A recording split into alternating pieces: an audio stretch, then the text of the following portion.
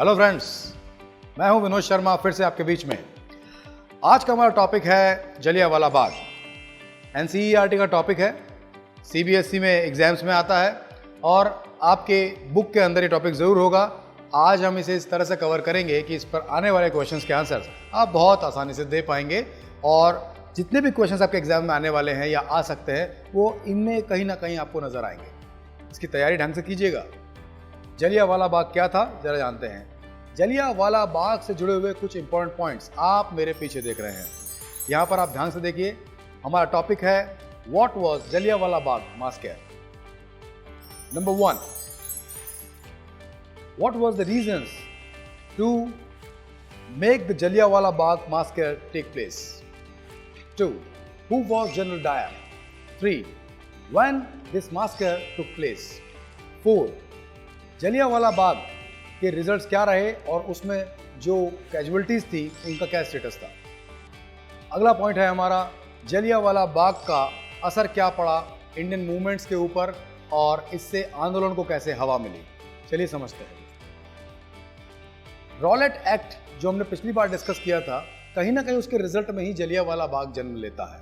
जलियांवाला बाग एक इंसिडेंट है जो बहुत इनफेमस रहा है, बहुत कुख्यात रहा है। आइए समझते हैं दोस्तों, ऐसा क्या हुआ था। 13 अप्रैल 1919 ये तारीख में वो दिन है जो कोई भूल नहीं सकता। वो भारतीय इतिहास पर, इंडियन हिस्ट्री पर एक काला दाग है। वो एक ऐसा दिन है जब बहुत सारे लोग मारे गए थे। रॉलेट एक्ट जब इंपोज हुआ तो उसके अगेंस्ट बहुत तरह के स्ट्राइक्स चल रहे थे।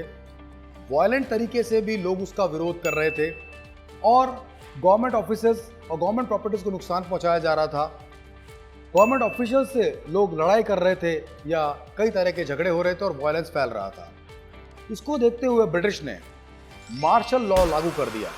मार्शल लॉ का मतलब यह था कि अगर लोग इकट्ठा होते हैं किसी भी तरह के एजिटेशन के लिए तो उन्हें दबाने के लिए गवर्नमेंट, पुलिस या फोर्स कैसी भी कार्रवाई कर सकती है।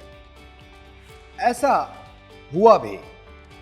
13 अप्रैल 1919 को बैसाखी का दिन था, रविवार का दिन था और उस दिन जलियांवाला बाग ये एक जगह है अमृतसर में, पंजाब में। वहां पर हर साल बैसाखी का मेला लगता था। इस बार भी मेला लगा और लोग उसमें इकट्ठा हुए। मार्शल लॉ की वजह से लोगों को बड़ी तादाद में एक जगह पर इकट्ठा होने पर एक्शन लिया जा सकता था। इस बात से अनअवेयर लोग, people, they gathered in the area of Jallianwala Bagh. ये बाग जो था, ये जो जगह थी, ये एक तरह का मैदान था जिसकी बड़ी बड़ी दीवारें थी और चारों तरफ से ये पैक था और उसमें घुसने के लिए गेट्स थे जो छोटे छोटे नैरो गेट्स थे और बीच में से ये खाली था जहाँ पर लोग मेले का आनंद लेते थे, इकट्ठा होते थे। वहाँ पर कुछ लोग रॉलेट एक्ट का विरोध करने के लिए, उसका प्रोटेस्ट करने के लिए भी कुछ छोटी मोटी सभाएं भी कर रहे थे और ये सब शांति से चल रहा था। जनरल डायर को पता चला। कौन जनरल डायर? जनरल डायर उस वक्त मार्शल लॉ की कमान संभाले हुए गवर्नमेंट के एक ऑफिसर थे जो फोर्स के ऊपर एक प्रेसिडेंट ऑफिसर थे। जनरल डायर उस वक्त मार्शल लॉ को लीड कर रहे थे और मार्शल लॉ जो पंजाब में लगा हुआ था उस पर हर किसी घटना को डायरेक्टली लीड कर रहे थे। जनरल डायर कौन थे? जनरल डायर एक ऐसे विलन है हमारी इंडियन हिस्ट्री में जिनकी वजह से जलियांवाला बाग कांड जाना जाता है। डायर को पता चला कि जलियांवाला बाग में लोग इकट्ठा हुए हैं और वहां पर कुछ लोग गवर्नमेंट के अगेंस्ट बात भी कर रहे हैं। उन्होंने एक प्लान किया, एक एग्जीक्यूशन प्लान किया और उन्होंने एक फोर्स तैयार की, मशीन गन्स इकट्ठा की, गाड़ियों पर लोड किया। बहुत सारे हथियारबंद सैनिक अपने साथ लेकर के वो जलियांवाला बाग पहुंच गए। जलियांवाला बाग में एंटर करने के बाद उन्होंने सारे एग्जिट गेट्स ब्लॉक किए ताकि लोग बाहर ना निकल सके। वहां बच्चे थे, फीमेल लेडीज थी, महिलाएं थी, मेल्स थे, बुजुर्ग थे, कॉमन मास अच्छी तादाद में वहां पर था। उन्होंने चारों तरफ से उन्हें घेर लिया, उनके सिपाही तैनात हो गए और जनरल डायर के कहने पर उन्होंने ओपन फायर किया। जो भी सामने आया सब पर गोलियां चलाई। लगभग 1 घंटे तक फायर करते रहे और लोग गोली खाकर मरते रहे। कैजुअलिटीज में ये माना जाता है कि करीब 1500 लोग उस दिन मारे गए। अलग अलग रिपोर्ट्स हैं, लेकिन एक रिपोर्ट ये कहती है कि 1000 से ज़्यादा लोग उसमें सीधा वहीं मारे गए। बच्चे भी मारे गए और मरने वालों में सबसे छोटा एक 7 महीने का बच्चा था। इसका बड़ा असर हुआ। जनरल डायर मशीन गन्स भी लेकर गए थे, बट एग्जिट गेट जो एंट्री गेट्स थे वो छोटे होने की वजह से उनमें वो गाड़ियां नहीं आ पाई, अदरवाइज शायद कैजुअलिटी ज़्यादा होती। आप इसकी गंभीरता, इसकी सिवेरिटी को आप समझ सकते हैं। आइए एक और चीज़ जानते हैं, जनरल डायर ने ऐसा किया क्यों?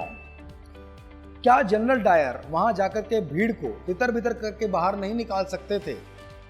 निकाल सकते थे, पर एक कमेटी की रिपोर्ट में उन्होंने कहा कि I wanted to produce a moral effect on satyagrahis and the common mass of India।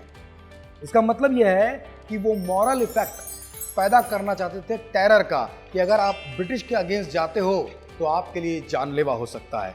ये बात दिमाग में बैठ जाए, ऐसा वो चाहते थे, और इसीलिए उन्होंने ये डायरेक्ट एक्शन किया।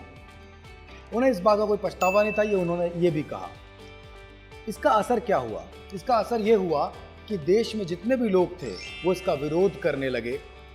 इस एक्ट के अगेंस्ट रविंद्रनाथ टैगोर और महात्मा गांधी ने अपनी उपाधियां लौटा दी, और इसी के साथ साथ इस एक्ट के अगेंस्ट लोग इकट्ठा हुए, एकजुट हुए, और आंदोलन ज़्यादा आगे बढ़ने की तरफ प्रेरित हुआ। जलियांवाला बाग तो जो 13 अप्रैल 1919 को हुआ, ये एक बड़े रीजंस में से एक था जो नॉन कॉपरेशन मूवमेंट आगे होता है उसके लिए। जलियांवाला बाग इतिहास में एक काले दिन के नाम से जाना जाता है, इनफेमस कहा जाता है, क्योंकि जनरल डायर के सिर्फ एक सोच की वजह से कई लोगों को अपनी जान से हाथ धोना पड़ा, जबकि उनमें से कोई भी किसी तरह का वायलेंट नहीं कर रहा था, किसी तरह का उग्र प्रदर्शन नहीं कर रहा था। इस टॉपिक में जो क्वेश्चंस आपके बनते हैं वो इन्हीं चीज़ों पे बनते हैं, जैसे कि व्हाट वाज जलियांवाला बाग मासैकर, क्योंकि अब आपको पता है। इसका डेट था 13 अप्रैल 1919। इसके अलावा इसका जो मेन विलन है, इसके अंदर जो मेन एक्शन जो एग्जीक्यूटर है उसका नाम है जनरल डायर, और इसी के साथ साथ इसमें इसका रीज़न था जनरल डायर की ऐसी मेंटालिटी जिसमें एक मॉरल इफेक्ट वो प्रोड्यूस करना चाहते थे। और इसके जो लास्ट में जो कॉन्सिक्वेंसेस रहे और साथ साथ इसके अंदर जो रिजल्ट आया, वो रिजल्ट ये था कि लोगों ने इसकी निंदा की, गवर्नमेंट के ऑफिसेस पे अटैक हुए, कई जगह पर आगजनी, तोड़फोड़, प्रमोशंस शुरू हुए, और अंत में एक नॉन कॉपरेशन मूवमेंट डिसाइड किया गया। आगे के वीडियोस में हम नॉन कॉपरेशन मूवमेंट और उससे जुड़ी हुई बातों को जानेंगे। तब तक के लिए आप रिवाइज कीजिए और पक्का कीजिए। Thank you so very much.